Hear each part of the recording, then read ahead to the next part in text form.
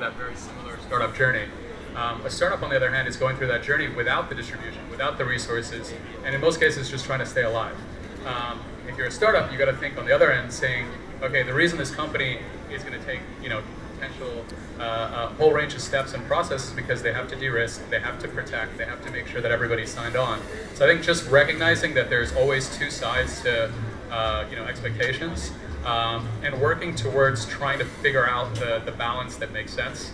I think there's many ways through collaborations and partnerships to try and work to bridge that gap and recognize what the goals are of all the parties and slowly kind of inch forward from a venture perspective, from a pilot perspective, from a collaboration perspective. So I think it's just about getting started. There's always ways to create value.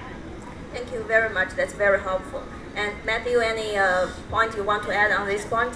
Yes, I think it's very interesting what you just both said. I think it's all about finding the right approach, because you can do many things when it comes to open innovation and collaboration with startups. There's so many ways. We mentioned corporate venturing, we mentioned about startup competition, we mentioned about proof of concept. But I think it's always needed to step back at some point and just to start with why.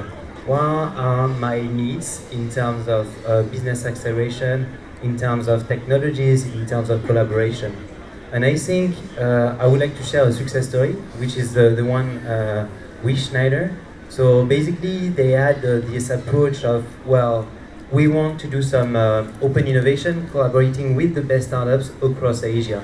So they're starting by opening the scope, so going online, designing an open innovation challenge where hundreds of startups applied. We were doing this open innovation platform, open innovation challenge through a platform trying to align the speed, trying to align the mindset, trying to align also the technologies we are trying to source. So at the end of this online to offline program, we had the top 6 startups out of 345, if I well remember. And now the next step is basically Brink. So Brink will be taking over the top startups to get accelerated during a program. So maybe I'm gonna let you the lead to talk about this. But it's really, this approach I think is great because he was first opening the scope, then aligning their objectives, identifying the top startups to collaborate with, and now Brink is able to have this skyrocket, I guess. And I think there's many parts of this ecosystem. So from bridging the online to the offline, from bridging the value creation early stage through communities, through competitions, to then the structured support that a program can provide to help truly accelerate some of the core challenges, looking at identifying the blind spots and continuing to move the teams forward with a core alignment and understanding of what the corporate's goals are.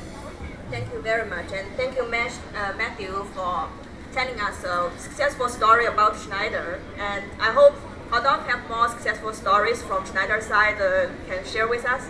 Yeah, we do. So there are two different stories in the collaboration with startup companies we've seen in the past. And as you remember from before, maybe counterintuitive stories to start with.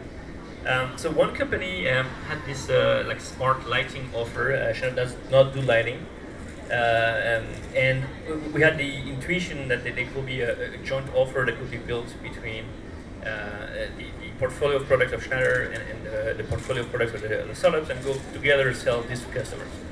It took a year and a half and nothing happened. And from there, we realized that internally, Schneider might have this need for this solution in one facility somewhere.